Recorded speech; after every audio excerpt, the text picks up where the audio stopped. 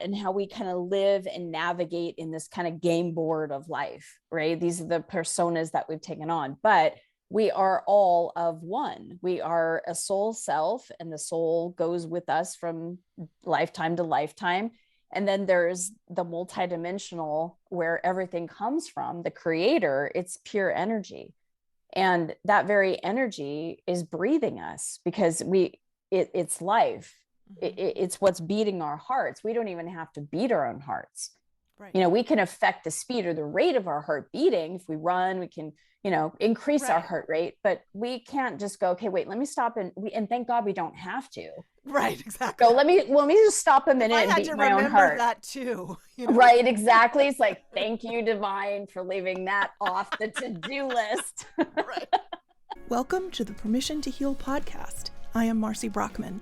Together, we will discover what brings us meaning and true joy. You only need your own permission to begin.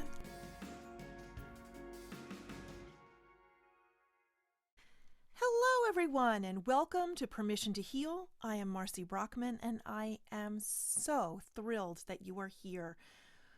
Oh, God, today I have a nice, delightful conversation, an enlightening, energetic conversation with the author, podcaster, teacher, spiritual coach, amazing all-around woman, Christy Whitman. Christy has written a book called The Desire Factor.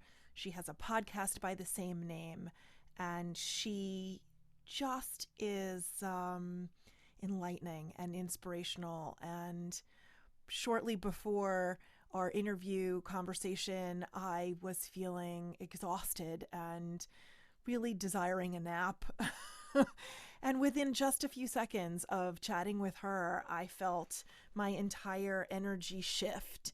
And we talk a lot about how we can control, how we can call upon our energy to help us achieve and create what we desire in our lives.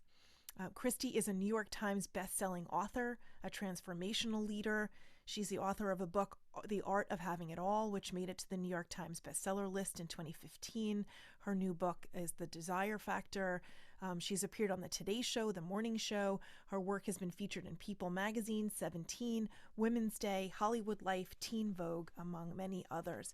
She's the CEO and founder of the Quantum Success Coaching Company, a 12-month law of attraction coaching certificate program. She's helped thousands of people worldwide achieve their goals through her empowerment seminars, her speeches, her coaching sessions, and her products. On her website, ChristyWhitman.com, she's got an abundance of free course material to help you figure out how to give yourself permission to go after what you desire, permission to heal yourself, permission to lose weight, permission to find a relationship, permission to acquire an abundance of money or whatever it is that you desire.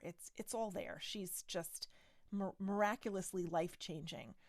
Her messages reach over 125,000 people a month, and she has been promoted by and featured with esteemed authors and luminaries such as Marianne Williamson,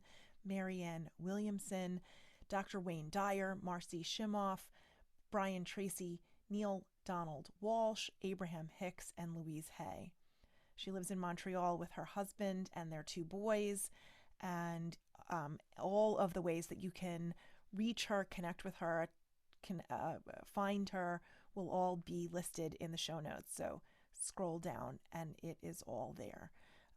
She talks a lot about the art and science of manifestation, how to have grounded, practical conversations about spiritual principles, and she interviews a whole lot of people on their personal development expertise. She's just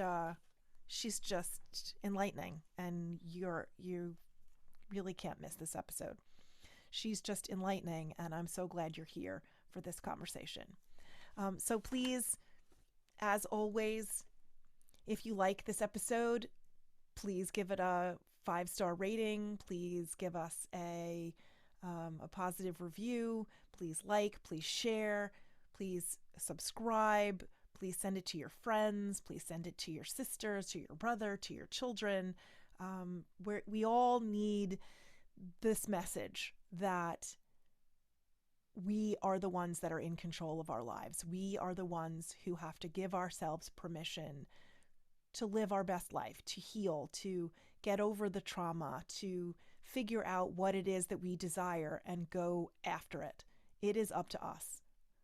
No one else is coming to rescue us or to make us get off the couch and turn off Netflix. The only person who's going to do any of the work for you is you. That's just it. So I love you, and I'm so glad that you're here. Thank you very much. And here's the episode.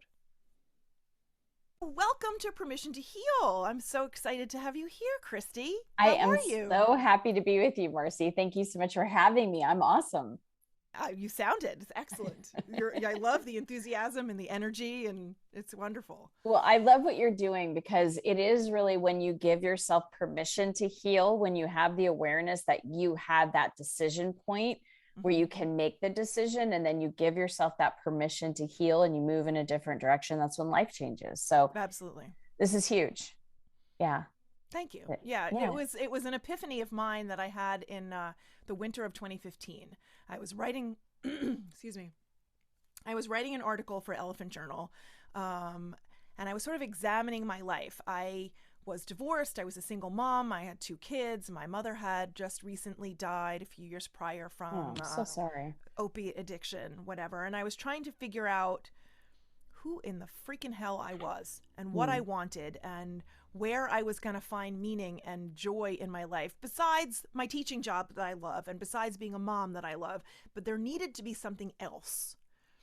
Yeah. And in order to get to that spot, I knew I had a lot of healing to do, because I felt like I was an airplane endlessly circling an airport waiting for permission to land. I couldn't sort of figure out how to find the balance. And I kept looking outside of myself for the permission, for the approval, for the whatever. And it was through the writing of that article, and specifically that line, that made me realize that the only person that was in charge of any of that, and the only person who was capable of doing any of that, was myself. And that was the epiphany. That's beautiful and so true. Yeah. So true. But you know what? How many people don't get that? How many people don't know that? My mother died not knowing that. Right. I think it's what caused or led to, shall I say, a contributing factor to her drug addiction. She didn't know in her heart of hearts that any of it was under her control. From the time I was the smallest child, my parents were in counseling, couples counseling, because my mother was looking for somebody to tell her that she was not culpable in her own disappointment in her life, in her own misery, in her own dysfunctional marriage, in her own anything. She wanted someone to tell her she was not culpable. She was not responsible. And she kept going from physician to doctor to therapist to therapist. Nobody was going to tell her that, because it wasn't true. Right. And so 69 years of age, and she still hadn't figured it out. Yeah. So I've made it my life's mission to make sure that we know that it is 1,000% up to us, and that we're the only ones who can do it. Well, similar to you, similar and yet different. The circumstances are surrounding it are different. I had a sister that was 11 years older than me, and I still have a sister, but she transitioned 25 years ago by choosing to commit suicide. Oh, and she also, thank you.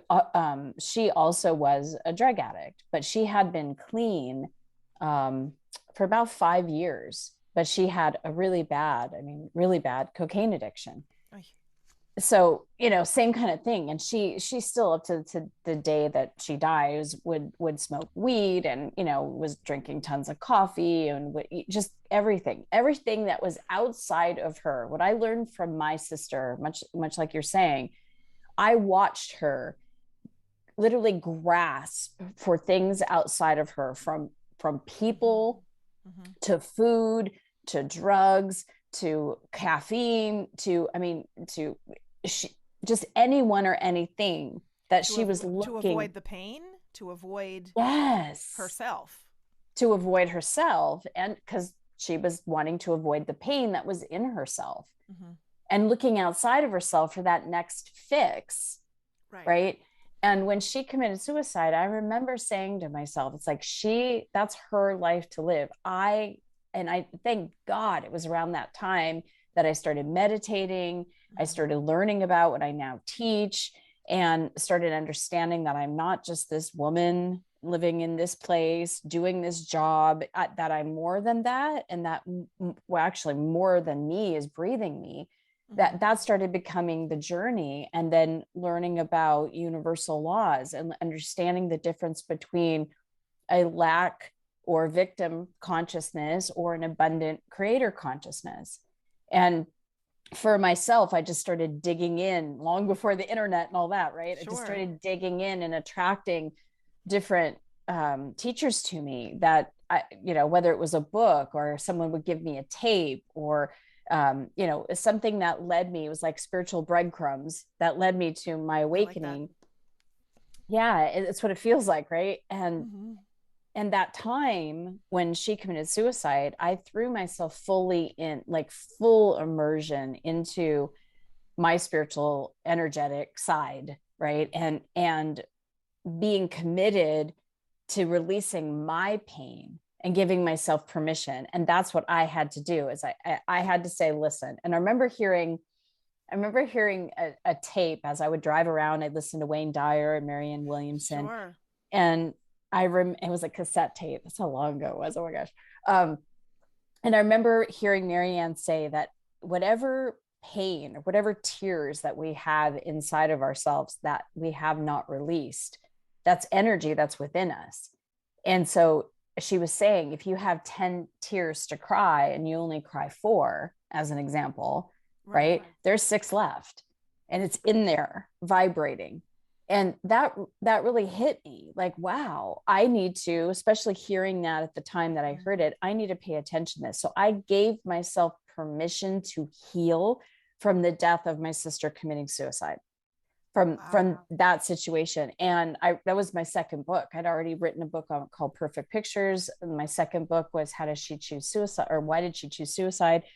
And it was all about my journey of understanding and unraveling the pain that was her pain and what was my pain, or what was my parents' pain, my mom's pain, or my dad's pain. Epigenetic, intergenerational trauma.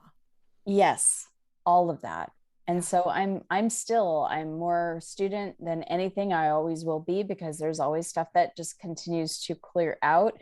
But I am so grateful that I know what I know now, so that I was able to give myself that permission to heal, so that I could continue to open up and expand to who I really am. So huge. Exactly. What else is there? Nothing, and it's a never ending journey. Just because I may have come to terms with who my mother was and why she did what she did, or why my grandmother, why my great grandmother, why, I could go back 4 generations to unravel the trauma that started many generations ago in the pogroms in Russia, as Jews were being persecuted all over Europe, Yeah. And that festers down, trickles down through the generations. And then, great grandma living through the Depression and having 3 of her babies die, and my grandmother watching her baby brothers die and having to raise her younger sisters, and how my mom was sick, and all this suffering stuff. All this suffering, all of this intergenerational suffering that caused people's behavior to be such that it was that they then affected the next generation with that, and stuff was not spoken about. So if you were, doing whatever you're doing because that's the result of your own conditioning, your own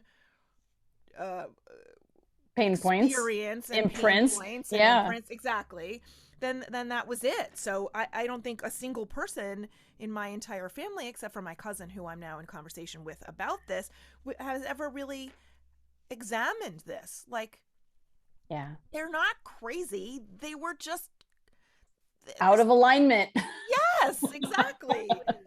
And Yeah. so then that trickles down to us, and finally, luckily, thank the heavens, we are having these conversations now. Yes. Yeah.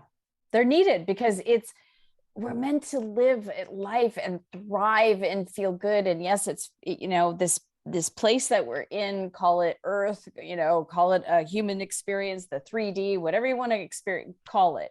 Right. It has polarity. It has up and down. It has left and right, in, out, hot, cold, fear, love. It's got lack, abundance. It has polarity. And there's this whole entire spectrum of where we have the spectrum of either lack on one side or abundance on the other for every given subject. But all of that is within us, and all of it's programmed. And if there are places that we have imprints, right, where we have a trauma, if we haven't released the energy of that, we stay stuck because the energy gets closed down, and like a caged lion, it continues to move and move and move and move and move. And then all of a sudden it becomes vortexual, if you will. It becomes magnetic to situations or circumstances or people that then, it's like you create a play in your head, and then all of a sudden you have to do casting for that play. It's like, they all come towards you, right? You need the scenery, you're doing the whole thing. You're creating a movie. And that's what we do from those traumas, because they stick us in time, right? It's like we can't grow past them because it's like a big energy block. Right. I've seen people, because I channel the council. It's one of the things that I do besides, we have 20 to talk years about that, because I don't understand that. And I hear you talk about it in your podcast, and I'm like, it's a head scratcher for me. I'm not understanding. We could talk about that. Yeah. So it's wild for me, because 25 years ago, when I got into meditation, the woman that taught me meditation channeled. And so her voice would change, and I just felt good to be in the presence of it. So I never really questioned it. And I wasn't really like, well, who are you channeling, and what is channeling? I mean, I just didn't even have that. I just knew it felt really good, and I wanted more of the Kool-Aid, right? It was like, this feels good, so I'm going to resonate with it. So it just became something that was very normal. I even, within a year, and it was actually the weekend that my sister committed suicide, I had traveled to Ashland, Oregon with my 2 meditation therapist teachers. And we went to a meditation retreat where the 2 people were literally channeling, right? And in front of me. And that was like, we set a healing space. And then all of a sudden, that was the exact time of day that my sister committed suicide. Oh my God. The hairs on my arms are standing up. Oh, I have stories of my sister that I could do a whole podcast on the freaky stuff with my sister. Yeah, but channeling is literally like, we all are a multidimensional being. Obviously, there are layers and levels to who we are as far as consciousness. And yes, we are that, 3rd dimensional, the roles, how we identify ourselves, you do this or you do that. Are you married? Are you not? Are you single? Are you female? Are you male? Right. All of these things. Demographic, resume stuff. Yeah, exactly. Right. So that's that, and how we kind of live and navigate in this kind of game board of life, right? These are the personas that we've taken on, but we are all of one. We are a soul self, and the soul goes with us from lifetime to lifetime. And then there's the multidimensional, where everything comes from, the creator. It's pure energy. And that very energy is breathing us, because it's life. It's what's beating our hearts. We don't even have to beat our own hearts. Right. We can affect the speed or the rate of our heart beating. If we run, we can, increase our heart rate, but we can't just go, okay, wait, let me stop. And thank God we don't have to. Right. Exactly. So let me just stop a minute and beat my own heart. That too. Right. Exactly. It's like, thank you, divine, for leaving that off the to-do list. Right. That's funny. So it's that energy that is breathing us. So we don't have to go anywhere to tap into it, to connect with it, to feel it, to become one with it, to align with it. And that's where healing begins, because it's when you can feel those pain parts. You have to be present within yourself. You have to have enough willingness to stop chasing all those other things just for a moment, to turn within and just even listen to your divine partner, your heartbeat. I mean, just by putting your hands on your heart and just letting that beat, and let your whole entire body just pulsate with that beat. And then realizing that the breath is doing it too. Thank God we don't have to put that on our to-do list too, right? Exactly. And we can take a deliberate breath and deliberate breath out, but it's going whether we're conscious of it or not. Just like gravity. We don't have to sit here and think, okay, gravity, in order for our bodies to stay grounded on the chair. It's happening whether we're talking about it or not, whether we are aware of it or not. Right. And it's always happening. So just like that, it's universal, right? It's an earthly universal law that happens for every single person. Just like that, each one of us has the law of sufficiency and abundance, meaning that who we are, just the very makeup of the life that we are, is abundant. It doesn't know any lack. It doesn't know suffering. It doesn't know illness. It doesn't know a pandemic. It doesn't know vaccines. It doesn't need to, because it vibrates at a rate of well-being, love, abundance, and success. And everything that comes and spirals off of that, that's where it vibrates at. It's vibrating within us. So how do we tap into that? Just like I said, just touching your heart and beating with your heart, realizing and having that awareness of what, it's not just a heart beating. Yeah. What's beating the heart? Because think about it. Long after we leave the bodies, like say that we transition, right? The life force has gone out of our bodies. The heart still remains. Sure. So what is it that's beating the heart? That's what we want to connect with. And that's our energy field. That's what's circulating our blood. That's what's helping the mind think. So a few weeks ago, I interviewed a woman named Dr. Karen Herrick, and she's an energy healer and does a lot with the biofield. Is that the same thing that you're talking about? Similar, but it probably in different, we'd probably have to discuss because I don't know her work. Yeah, no, yeah. But yeah, the field. So for myself and for listeners, there probably is a lot of mesh points between the two concepts, is what I'm saying. Yeah. Here's what you can kind of connect the dots for yourself, because obviously you had a conversation with her. The way I like to look at it, or the council talks about it, is that we are energy receivers. We have to be. Just like we breathe in, we breathe out. We are always receiving in energy. We are energy containers. So we need to hold a certain amount of energy, and we do that. And some people feel very, very depleted with the amount of energy that they have, and that's why they feel depleted. So now let me go get a cigarette or caffeine or a soda or a donut or a line or a smoke, or whatever it may be outside of ourselves, right, to make ourselves feel better. And when we can sit with that place within us and let that, understand that underneath all of it is energy, and we can pulsate out by just being present with it, we could feel the energy moving out of our bodies. We can then, we can then release that block. I just want to give an example. So the council. See, that's where I am right now, is that I've gotten rid of most of the sugar. I've gotten rid of the caffeine. I don't smoke. I don't drink, that's just, and it's like an Adam Ant song. Goody twos, goody two, goody twos, goody two. Don't drink, don't smoke. Do you remember that song? So totally remember that song. It was like 8th and 9th grade. And I'm with you. Yes, I am with you. Grade.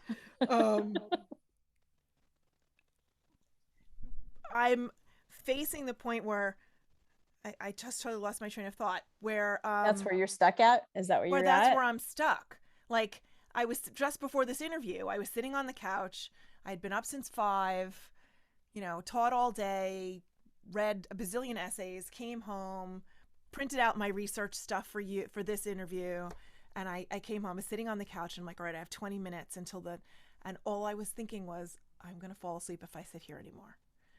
And I was breathing and I was listening to myself and I was like, damn it, I wish I could have a cup of coffee, but I gave caffeine up 4 months ago, you know? So here's what you could do next time. You got 20 minutes for yourself. Sit down, close your eyes, and feel as if you're standing under a waterfall of light. Like you just got in the shower and you turn on the shower and you've got this just shower head of light just dripping down you. And you just can let yourself feel energized. Like you can command the energy of that to be of joy, to be of vitality, to be of abundance, whatever you want to feel, and allow yourself to just be filled with that up. And you could just imagine every single cell in your body are like little tiny cups, and they're all being filled to the rim. Because when we understand that we're energy receivers, that the energy is always there to choose, we can receive in that energy, and then we can expand it into our entire biofield, right? The quantum field, the energetic field, are what others call our aura or etheric body, the energy body beyond our body. Okay. And that's, we can then expand into that and feel that container. And then when we're marinating in that hot. Wait. I just lost you. Your whole volume disappeared. Really? Oh, now you're back. Okay, that's odd. Yeah.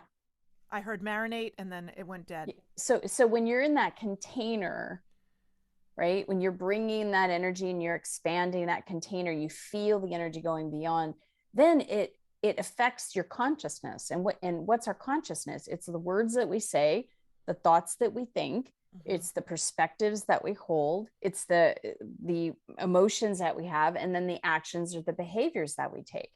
When you are first playing with the undercurrent of energy from what you're receiving in and containing, what comes out, right? You want all that comes out of you, because then that creates an energetic relationship with every Tom, Dick, and Harry, with every person, place, or thing, with every situation, experience, because we have our reality vibrates as we do. So if we want our reality to raise in vibration, in forms and whatever, it could be financial abundance, success, whatever that may be, right? We're the center of our own multiverse, so we must raise and have a higher set point in vibration for the rest of it.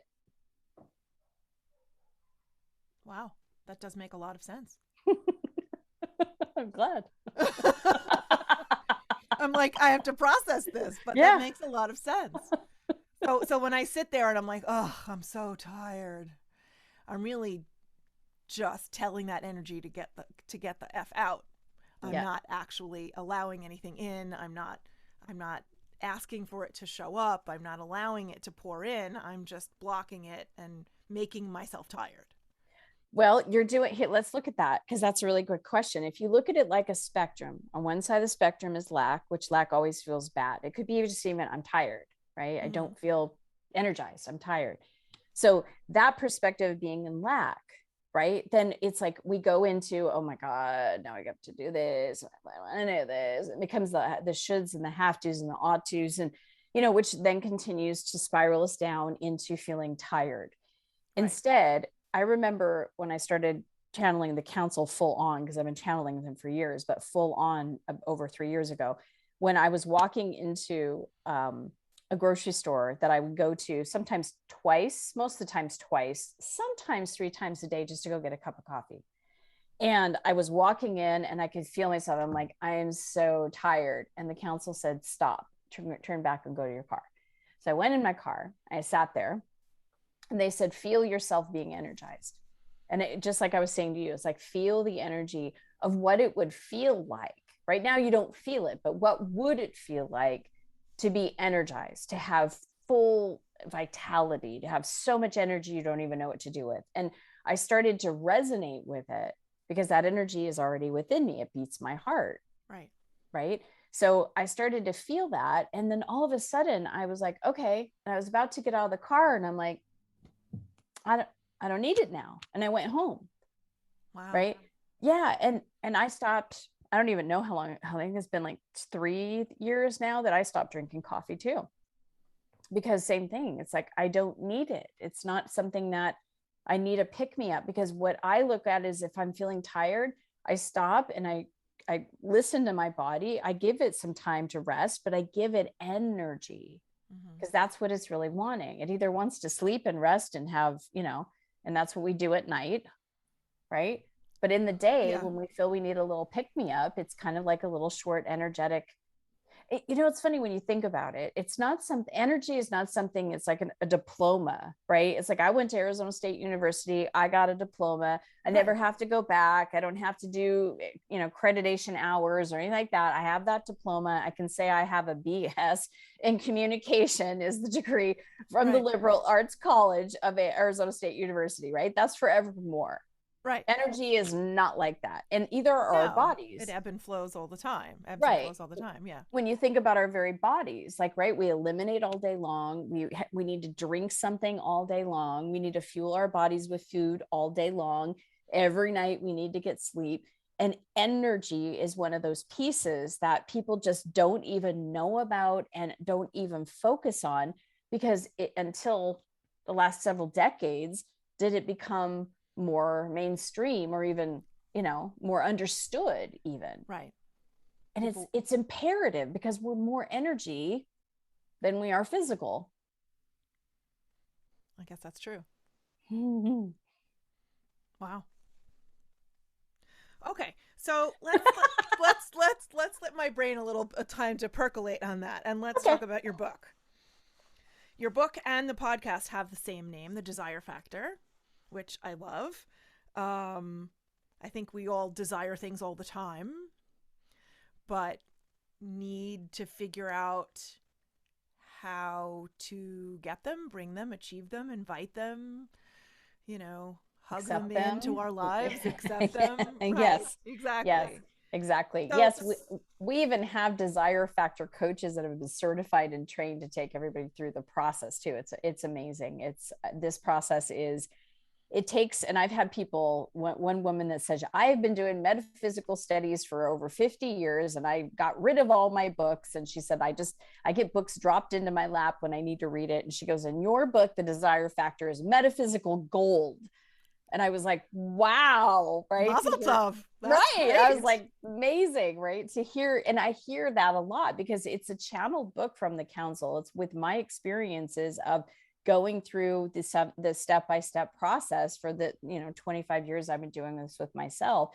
And so many people from metaphysical perspective are doing it in the wrong order, as I used to, and I kind of have it flipped and don't have a depth of understanding of the principles. And so when they came through, this is one of our first assignments, was to create this 7-step process, which is like a padlock. The numbers need to go in order to open, right? This gives this literally, and why it's so dynamic is because it literally is the exact, it just microscopically looks at each of the energetic steps that has to happen for something to manifest in a sense, meaning how does the energy flow, and then how do we as the container process that flow.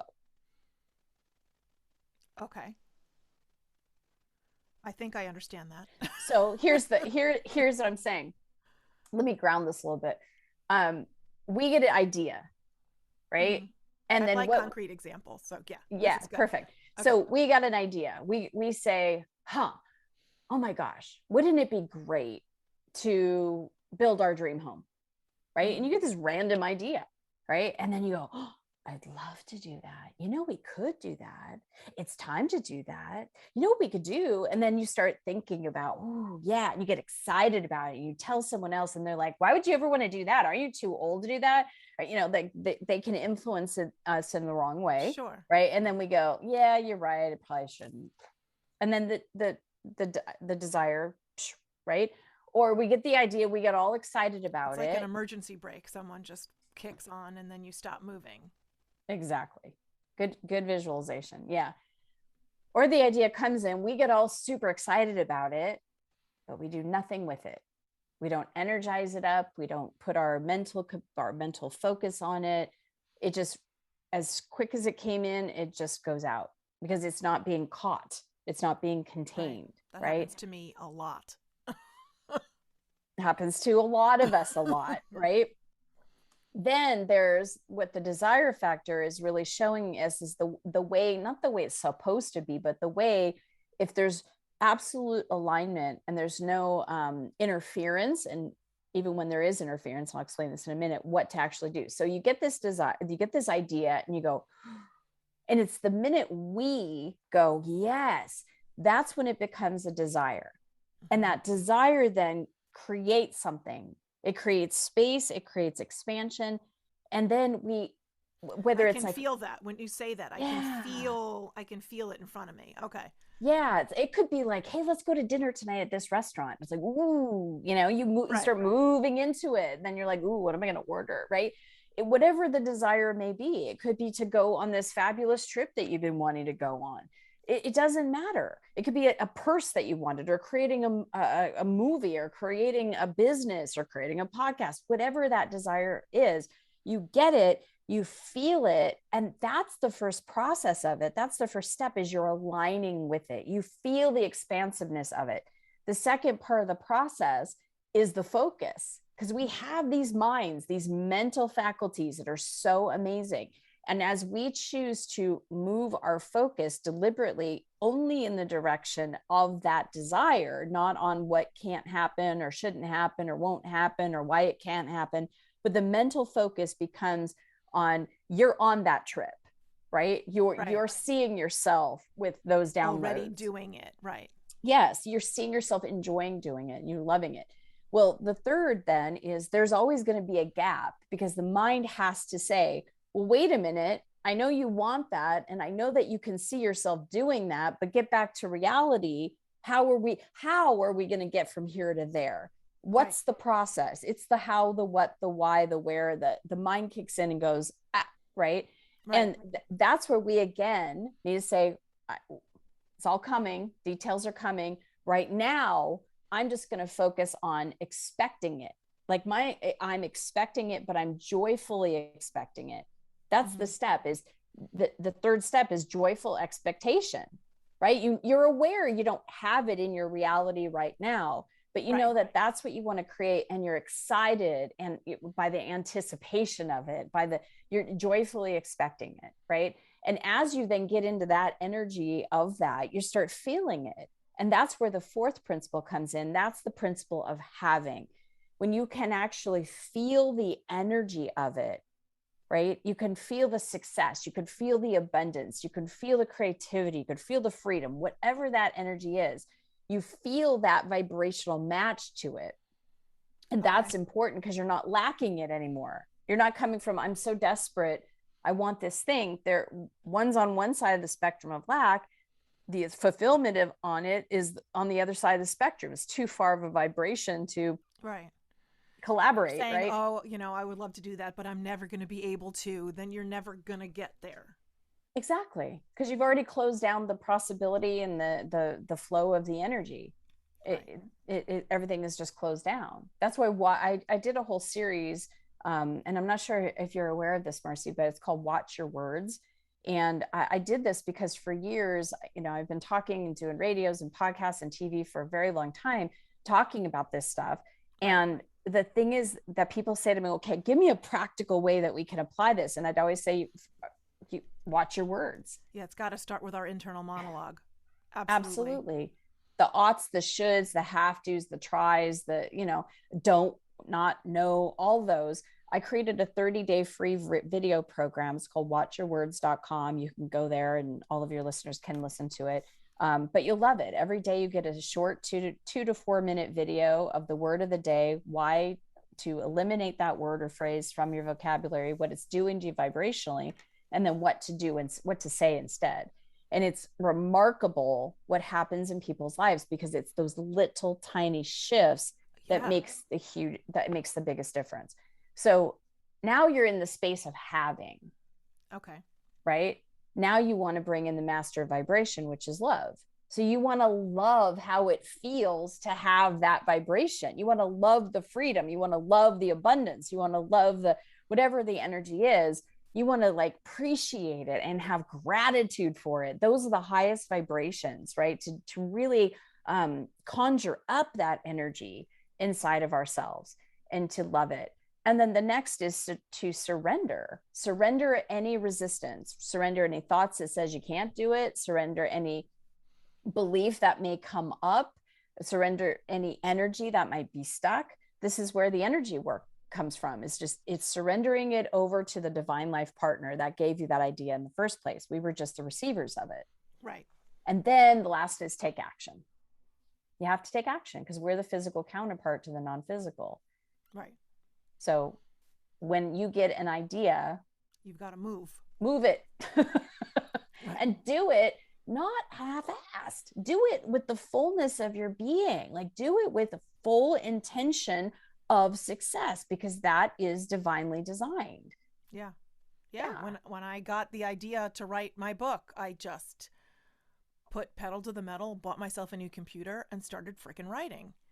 And I had a schedule. I wrote every single day. Some days I wrote 7, 8, 9 hours in a row because I was just in flow and I just kept doing it. And I didn't stop until the damn thing was published. And that was the end of that. And people are like, well, how did you do that? I'm like, I just did it. Yes. I didn't know how at first. And I figured it out as we were going. You know, same thing with the podcast. I had this idea that was inspired by a guest speaker in one of my English classes. And it was like the heavens shot me in the head with a lightning bolt. And it was like, you have the skills, you have the equipment, you have the mission. What the freaking hell are you waiting for? Go. And that afternoon, I sat and I wrote the whole plan for how this was going to go. And within a week, I was live. Amazing. So, amazing. Because you gave yourself permission. Right. Exactly. I gave myself permission to help other people find how to give themselves permission. So, and to look for the answers where I don't know the answers, which is why I interview all you amazing, smart people, you know, so that I can learn stuff too. Are you in trouble? No, I'm kidding. I'm screwed now. So can you clarify for me what you mean when you say you're channeling the council? Yes. So my consciousness, like where our consciousness goes when we go to sleep? No. Where does it go? Who knows? It's asleep, right? I thought you knew. No, I don't know. But there's a place that we all go to when we go to sleep. I was waiting. We go to San Diego. No. Well, that's where Alpha Centauri, you know. Well, where you don't go every night when you go to sleep. Right. That's where I go when I channel. So the same place. Who the heck knows? But I literally, it's like I close who Christy and my consciousness down and I open up. I can't explain any other way. I open up to a higher vibration. And then and I hear this a lot and this used to happen to me when I first started meditating. I would hear my meditation teacher bring me in, and then I would just go out. And then I would hear her bring me out. And in a group setting, people would be like, oh my God, that was so amazing. I saw the stairway to heaven. I met God there. And, they'd be talking about these different incredible journeys that they saw. And I'm like, I had blank, like I went nowhere. Right. And that's what happens with me. So I go nowhere, they come in, and then they start speaking through me. It's like they utilize. Is it some sort of psychic connection to energy beyond our physical comprehension or something? Yes, that's a good way to say it. It's never been said that way before. It's a very high energy and vibration that comes through me and then is translated into words that guide and make people laugh and heal people because they have infinite wisdom. I mean, it's amazing. When they first started doing this, there are times where I'm interrupting you. I'm sorry. There are times when I'm meditating and I don't it doesn't happen all the time where it actually doesn't happen when I use guided meditations. It only happens when I do it on my own. And I can sort of feel myself, I don't want to say imploding, but turning in. Mm-hmm. And then I have what I call like meditative epiphanies, where all of a sudden something that I may or may not even have been thinking about becomes clear. And when I come out of it, or I, wake up or whatever, I have a very clear, like, little gift for myself. Like, oh, that's the solution to that problem. Yes, Oh, or this is exactly. what I'm going to do. And then I go and I do it. Yes. But it only happens when I allow myself to be quiet and still and focus inward and get rid of as many external distractions as possible. Makes you wonder why you do that more, doesn't it? Yeah. You just had an epiphany. You're like, wait, that happens each and every But time you I do can't that. force it Why don't I either. do that more? You can't No, force it either. exactly. So I've sat down with the intention of allowing that to happen, but I wanted it too badly. And so I was thinking about that and sort of You were stopped attached it. to it. Yeah. Right. I You're was attached to it. And yeah. So it's even surrendering all of that and all the mind desire of that and all that, and just allowing yourself to be in that space. Because it really is what I do as a channeler is literally just I allow myself to leave and allow that energy to come in. But what's funny is 25 years ago, again, when my meditation teacher just met me and we were talking, she said to me, she goes, "You're a channeler." And I had no idea what she meant. I was like, oh, okay, great. And still like the development to where I now am literally getting out of my body and consciousness is coming through. They're able to heal people, and they see things that just like they just did a healing for a meditation series on healing the nervous system. And it's incredible, like the leading edge information and stuff that they can see things. And this has happened over and over and over again, where they see an energy imprint inside someone's field, and they say that imprint happened when you were about 4.5 years old, and the person goes, oh my God, that's when Wow. my parents got a divorce. Or this happened when you were 6, almost 7 years old. And then they just, I mean, start crying because they're like, oh my God, that's when we moved from one side of the country to the other side. Or, that's when I got sexually abused, or that's when this happened, or Right. that, Some sort of something like, trauma. Yeah. yeah, the trauma. And this is when my mom died. This is when, right. And when they release it, it's like years and decades of just holding on to that energy. It's like it releases from the body. The stress gets away from the body. People ask them, have you had a facelift? Did you get some work done? What are you doing? You're like, you're looking younger, right? People lose weight because you're not defending against that energy. You're not really, any excess weight in the body is resistance. So when you release the resistance from even the trauma and the pain, right? Right. It's like you're just now back in alignment. That's what we're talking about, is coming back in alignment with what already exists within you right now. And that's your love body. That's your light body. Mm-hmm. And the more you release the trauma or the pain body, the more you can move into your light body, which I was teasing my tribe the other day because someone sent in a question and said, I am involuntarily smiling. Is this normal? And I said, who Why would you cares? complain about that? Like, Smile all the damn time. so the next day I was like, oh my God, it's a pandemic. You don't know what's happening. Involuntary dancing and singing is happening, that's what happens because you just feel so aligned and you feel life force flowing through you that you do spontaneously, do a comedy routine for your family because you feel funny, or because you're dancing and you're making them laugh, or you're creative and having all these like amazing ideas come through. But life force flowing through us feels good. Yeah. It's the best high you'll ever have. There is no, yeah. We all try to chase that high with other things, never to get there, only to, it's like we're trying to fill up some kind of void. And the only thing that can fill it up is light. Is that energy? Is that life? You also feel that, I think, through the sort of a transfer with other people. Mm-hmm. Like even through Zoom, I felt that with you the minute we turned the Zoom on. I was downstairs on the couch crashing and I came up here and I'm like wide awake, ready to dance. I'm like that way in front of my classes sometimes, most of the time.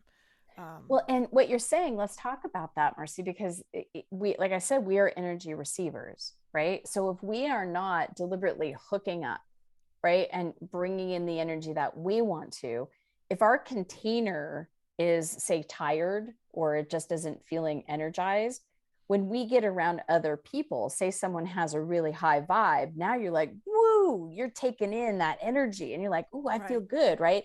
But the same thing, think about when you walk into a room and someone's being negative, or there was something that just happened and you can feel that, like that very low black like hole of that right there. Yeah, like what just happened in here, right? It's like that energy, and that energy can also then affect us. So that's why when you master your own energy, I mean, I could be walking my dog and all of a sudden I can just stop and feel like just a portal of energy just flowing through me, and I just let myself feel expanded, and then it takes 10 seconds and then just start walking again.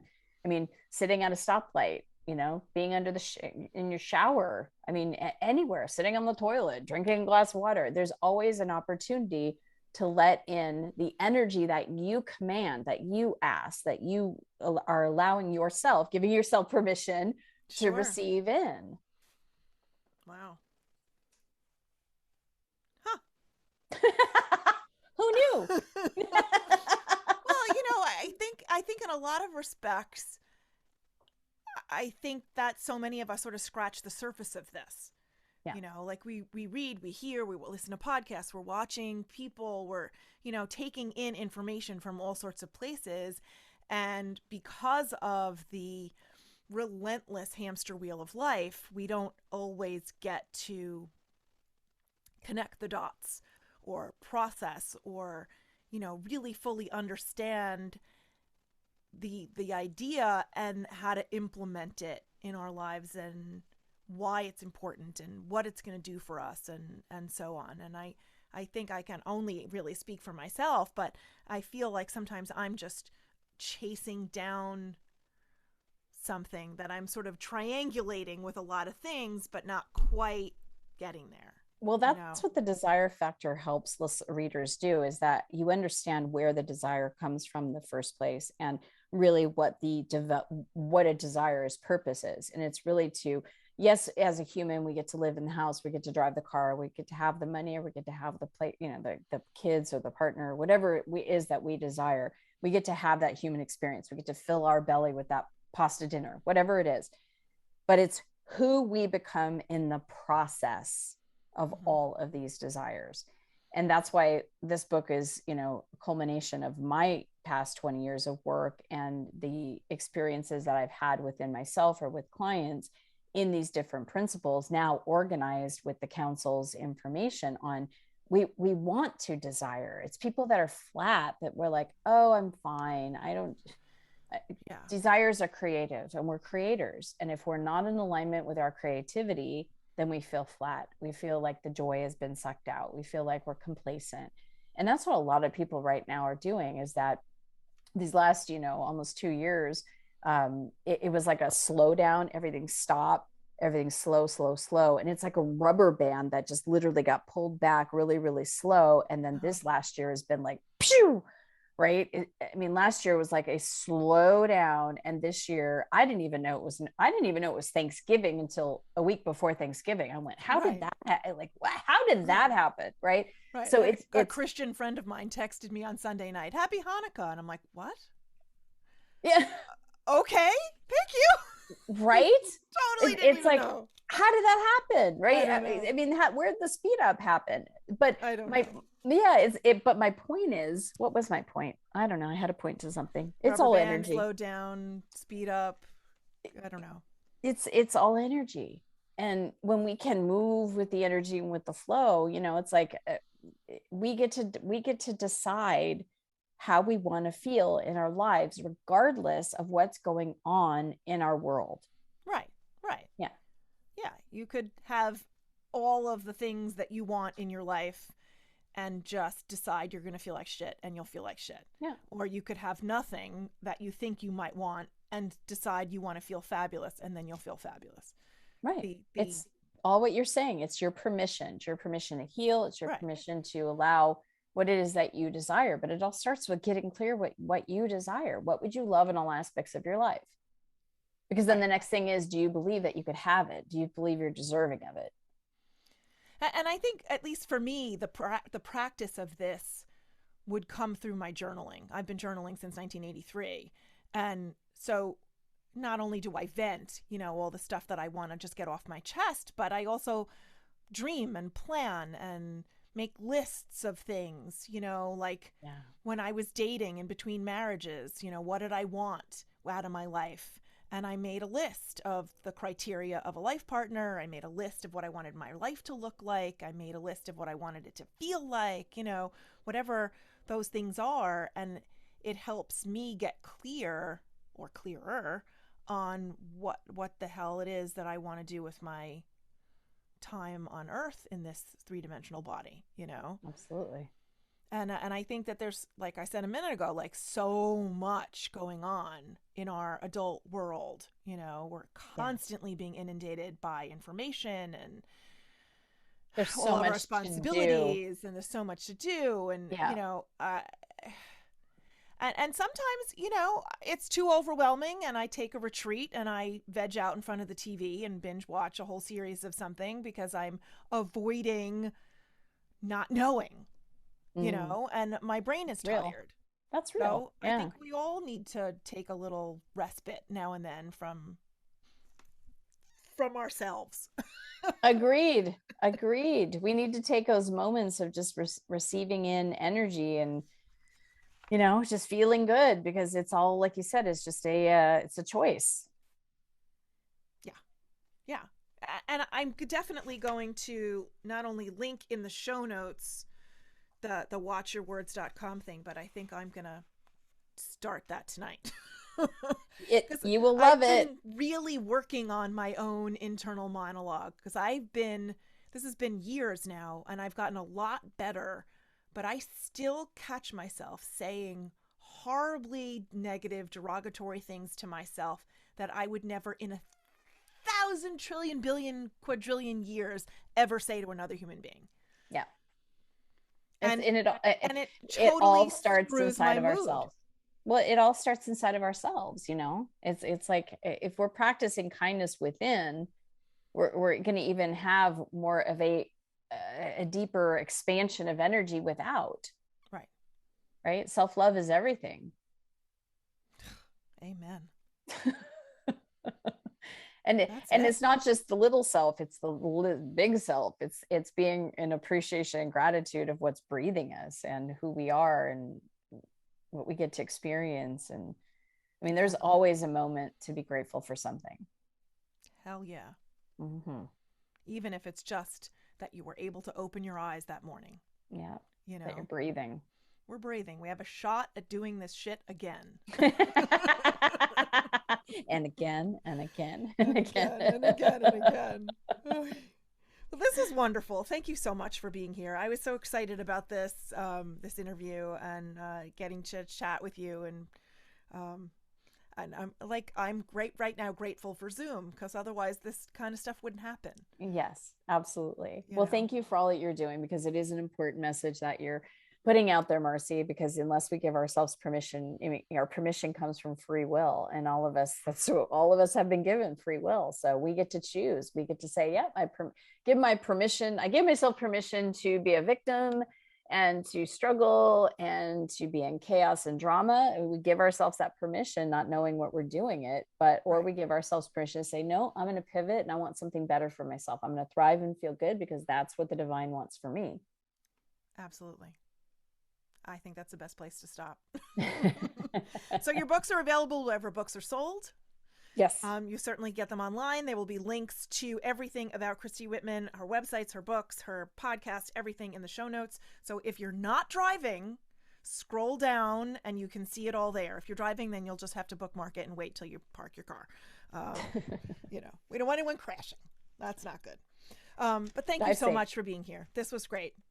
Thank you so much for having me. I appreciate it. Don't go anywhere.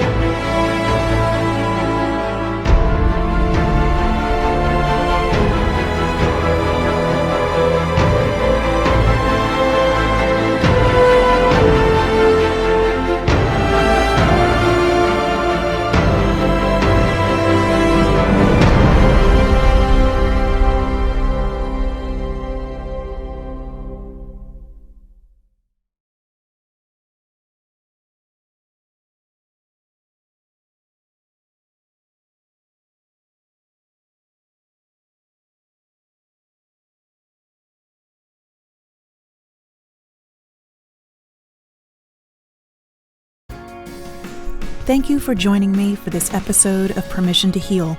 I hope you found it moving and inspirational. Please remember, you don't need anyone else's permission to trust and follow your heart. You have the power within you. Subscribe to Permission to Heal so you don't miss any new episodes, and please share this with your friends.